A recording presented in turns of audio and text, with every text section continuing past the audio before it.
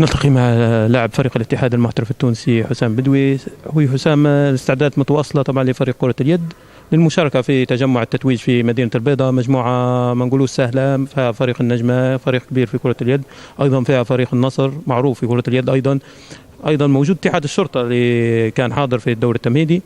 كيف شاهدت المجموعة وكيف أيضا رأيت التحضيرات لفريق الاتحاد؟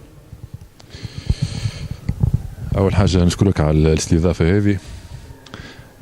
صحيح مجموعة مش سهلة، نحن بقدرة الله حاضرين وعاقدين العازم ان نحن نشرفوا النادي نتاعنا ونفرحوه بالبطولة ان شاء الله بقدرة الله. نحن ماشيين باش ننافسوا على البطولة.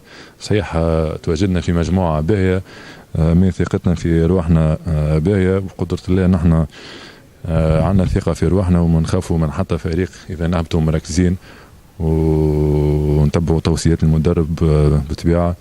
ونشكروا بصفة خاصة توا قاعد قايم بشغل كبير برشا، وقاعد أكريت نتمرنوا صبح وعشية ونحضروا، وإن شاء الله ربي معنا إن شاء الله.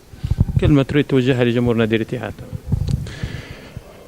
جمهور نادي الاتحاد متعدش للبطولات، ونعودوا إن شاء الله السنة هذه نحن نعملوا المستحيل على خاطر نادي الاتحاد، وإن شاء الله بقدرة الله نهديوا له البطولة إن شاء الله بقدرة الله إن شاء الله. كيف شعرت نفسك في نادي الاتحاد خلال الفترة الماضية أخوي حسام؟ صراحة يعني.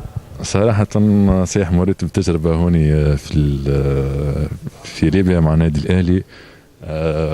صحيح الأجواء في نادي الاتحاد الحمد لله مستريح برشا، خاصة مع مدير الفريق أستاذ حسونة، مع الإداريين الكل أستاذ ناصر أستاذ طارق أستاذ باسط، الأولاد الكل اللي كاين الأولاد الكل حتى من قبل معنا عندي علاقة معهم كويسة، يحبوني نحبهم.